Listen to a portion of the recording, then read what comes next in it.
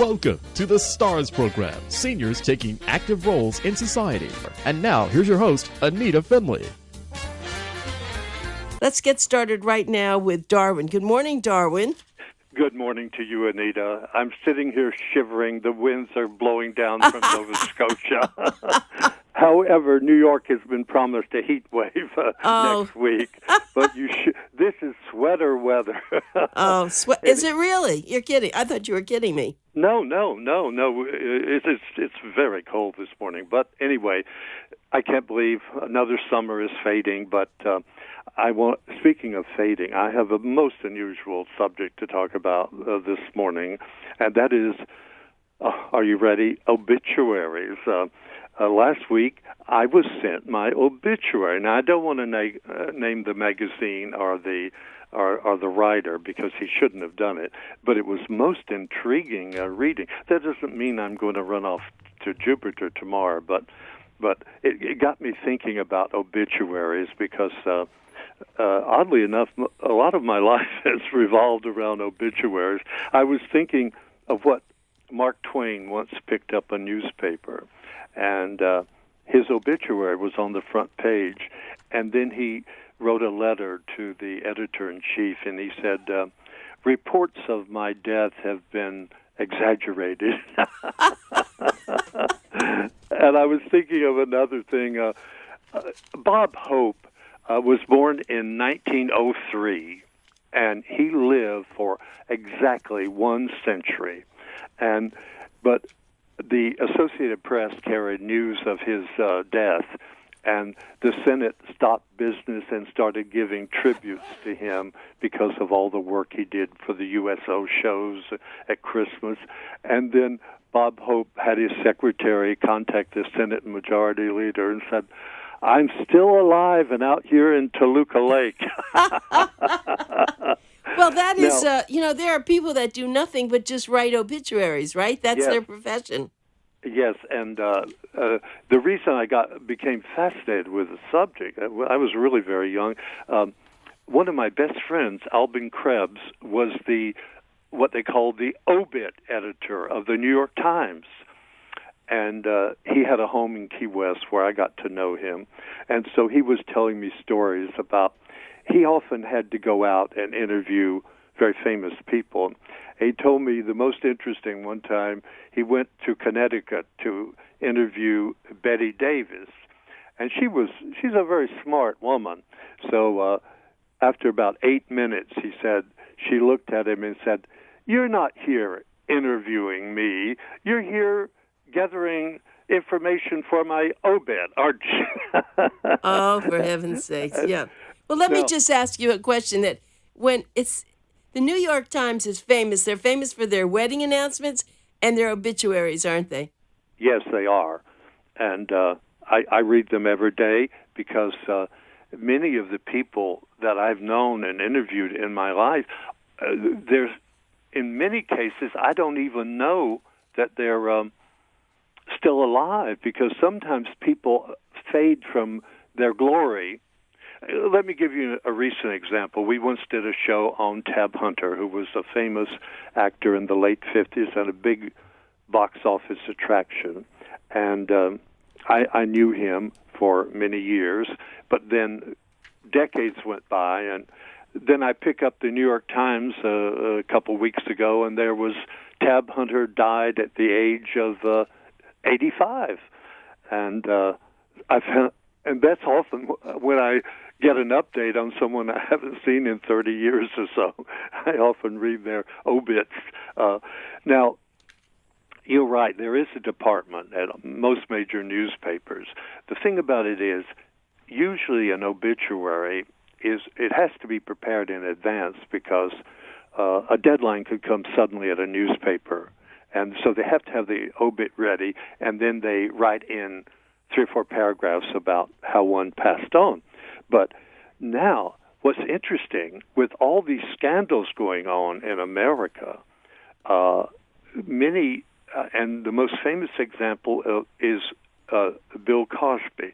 I have a contact on the New York Times, and I was told that he had a wonderful obituary prepared in case he died, and but it was focusing on his being called America's dad, which he was called.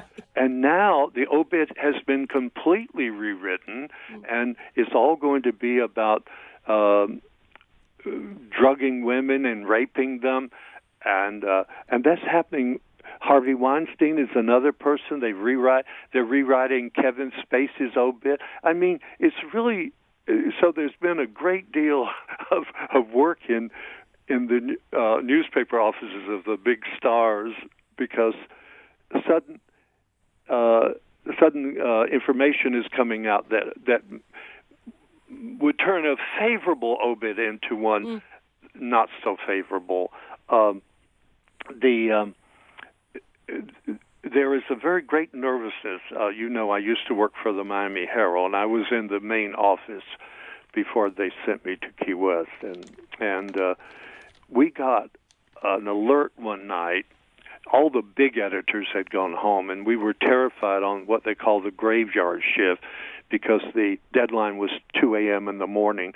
The Miami Herald had to reach the Pan Am Clipper flights to send the Herald to South America. And then a bulletin came over the AP that Eisenhower may be dying. There was a report that he had been rushed to Walter Reed Hospital, and so we were told to stand by. And of course, the Herald already had 3 pages on Eisenhower, and also the memo went out that they should then run the biography of Richard Nixon because he's the new president. Then just 5 minutes before deadline, we got a call that the report was fake.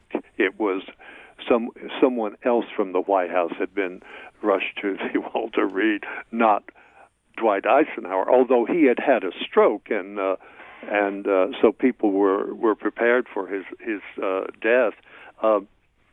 I always follow these obituaries because I had a very best friend, a famous writer, and one morning I picked up the Times, and there was his obituary, and he had committed suicide. So talk about being sent into shock. So I always, I'm not saying I turn to the obituaries in the New York Times as my first reading material, but it does make fascinating reading because I'm interested in how a life is summed up. Now, Darwin, wait, I just want to tell you, so of course, your next column coming in September was on someone who finally died, who was in the Nazi regime. So that was a big obit. Yes, and see, that's another thing. If I hadn't, the New York Times hadn't announced that, it was played up in Germany, but didn't get a lot of play in America. But that woman had disappeared from the radar screen for many, many years. Now, here's a little scoop I have. Why I talked to this person on the New York Times, I said, please don't think I'm a ghoul, but what obituaries are you working on right now? And I promise not to tell, but you'll let me violate my promise, won't you? So I want to read you some people that where their bios are. Now that doesn't mean they're going to die tomorrow. They could live forever. Since I got this list, 2 people on this list has already died. Tab Hunter, and the other person on the list was John McCain, and you've been seeing on television. Of course, yes. So 2 people have already. So I said, so who have been polished up? And they said, well, Pope Benedict the 16th. Now, no, and he resigned and made way for Pope Francis, and no pope had ever resigned since Pope Gregory in 1415, so that was a big story. But he was born in 1927, and he's still He's still alive, living in a castle overlooking Rome. And I said, so tell me some more. And they said, well, Prince Philip. Now, Prince Philip was born in 1921, and he has really retired from private life. And he's not able, apparently, to make any more public appearances. And we hope he reaches the 100 mark. Of course, that brought up the Queen, who is younger than her husband. She was born in 1926 and became Queen in 1952. But I heard from source from Buckingham Palace, they said, now she may live to be as old as her mother, who passed the century mark, the Queen Mother, but you never know, so London wants to be ready. They not only have her obituary ready, but they're planning, they say, the biggest funeral in the history of the world. Really? When she goes on. And at the rate I wish her well, and the rate she's going, she just might outlive Charles. Oh, yes, I was thinking about her husband, though. I did see, those terrible newspapers you see as you're checking out at in the grocery store, and they said that her husband is not doing well. No, he's not. He really, and he was wise to disappear. Which brings up another famous leader who is not doing too well right now, and that's George H.W. Bush. He was born in 1924, and he is now the nation's oldest living president. And we recently, you and I, did a thing on Barbara Bush. Yes. Many people thought that she would outlive her husband, but it doesn't work that way. And Bush is also the longest living president in the history of America. So we wish him well. And speaking of presidents, the death sentence was almost passed on Jimmy Carter, who was born in 1924. But yesterday I saw him on television. He recovered from that bout of cancer, and he's back on that project. He goes out and works as a carpenter on building homes for people. Yes. And so at the age of 93, he's back hammering and driving the nails in. That's wonderful, though. Really, it is great. And so people, so many famous people are living in their 90s and even over 100. But going back to what you said, I was very curious about that. So let's say people have been famous and then some things happen in their life. Do they get rid of all the good stuff or just put in the bad stuff? No, they keep, for example, on the Cosby thing, they will pick up his moment of glory, but that will come down later in the obituary, meaning they will go back and reflect on the highlights of his career. And but Harvey Weinstein, if he died before all these revelations, he would have had he was a very important man and did wonderful achievements. It's just in the last few months, it's so sorry that so many reputations, in other words, so sorry so many obits are being rewritten. This struck me as a little sad, That is something new. It's a very interesting topic because most of us don't talk about that, but I do see, because most of the time when you see anything, you see someone's passed away, things are pretty decent. But now I can see where they will put all the negative in there, won't they? Yeah, but now, speaking of someone, Henry Kissinger is now 95, and I saw him on television last night. He was paying his respects to John McCain, and he's a little wobbly now, but he's still alive, still surviving. He was born in 1923, and as everyone knows, he was Secretary of State under Richard Nixon and Gerald Ford. But he has that gene that goes on living. There's a lot of speculation that a lot of people had wanted Ruth Bader Ginsburg to step down because she's had some terrible problems She was born in 1933, but she seems to want to hold in there. She exercises every day, and of course, the question is, who will fill her seat? And a lot of people may not want the present president to choose yet another Supreme Court. So there's been a lot of speculation about that.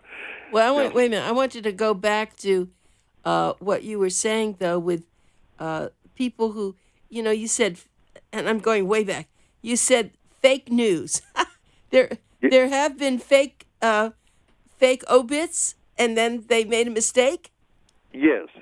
I cited just the two famous ones of Mark Twain and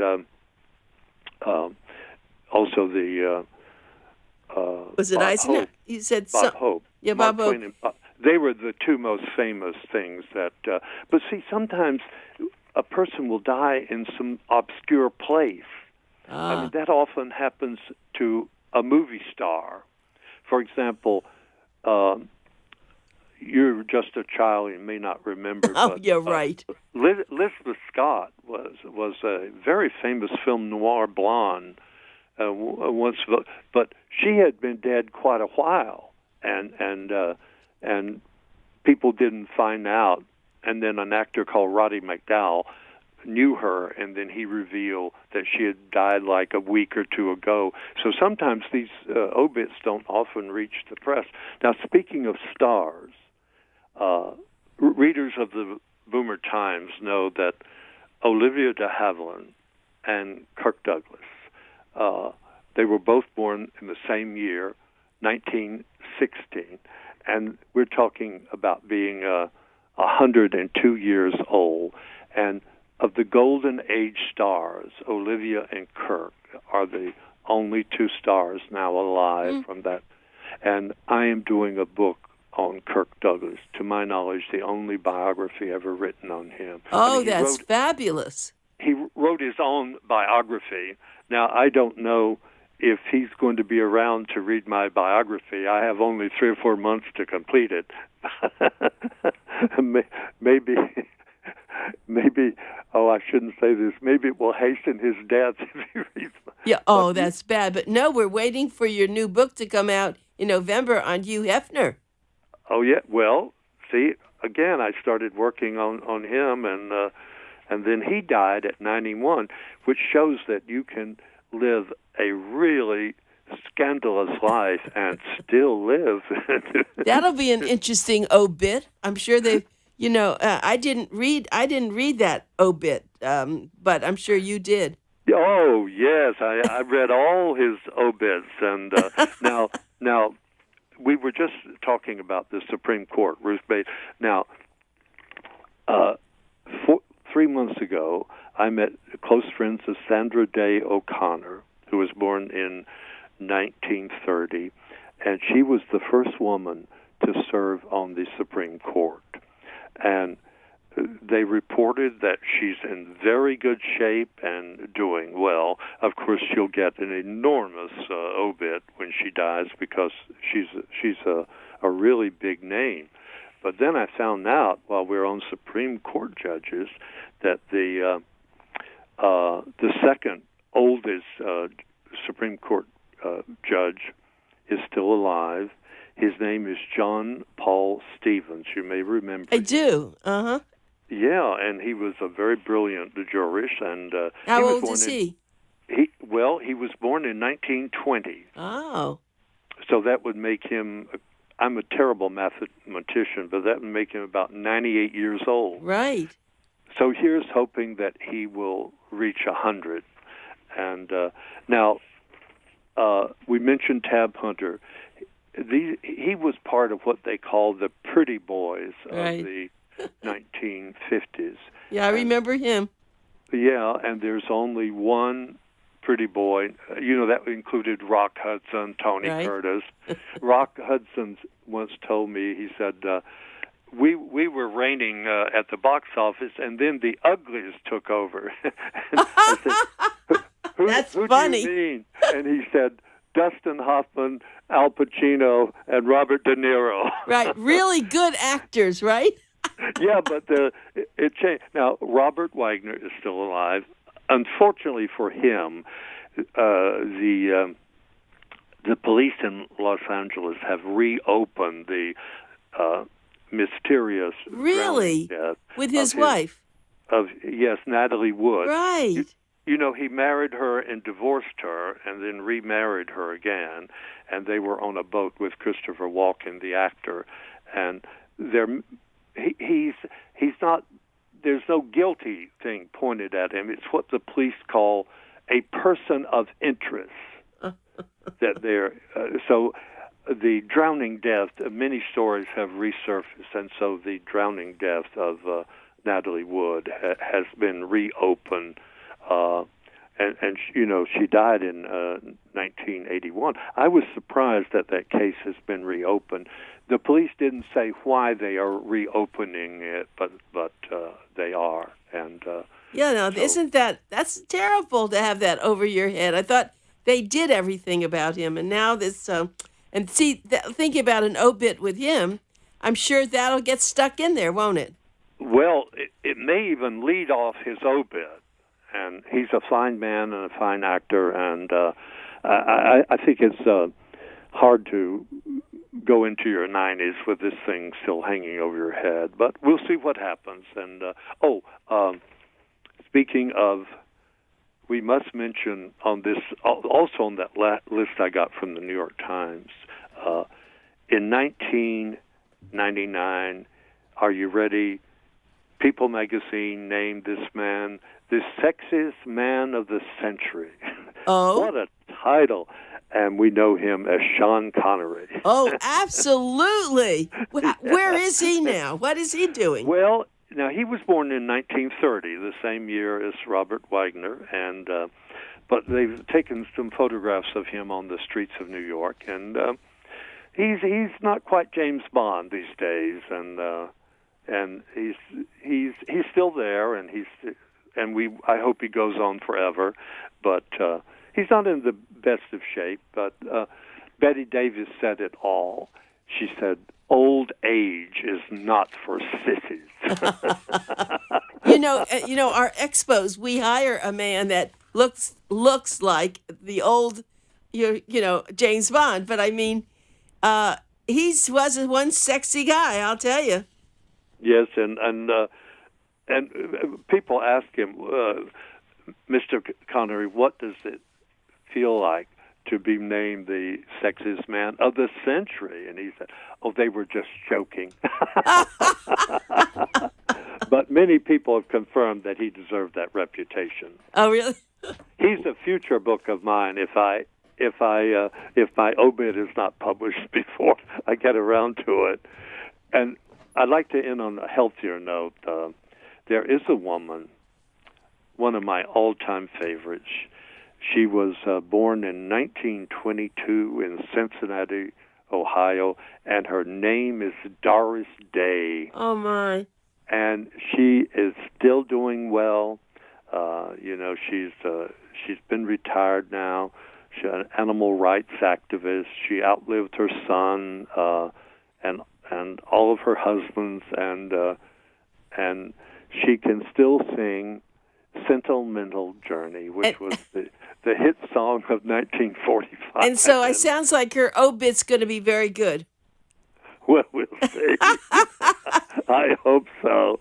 And so are we ready now to say goodbye? Yeah, we are ready, and I thank you so much. I love this. This was unusual, but we're looking. I'll tell you, I asked several people, should I, because who wants to talk about obituaries? It was good, though. It was very good. I thought, it's part of life. Of course, and you do a great job, Darwin. Thank you. And don't get a cold. Stay warm. Okay.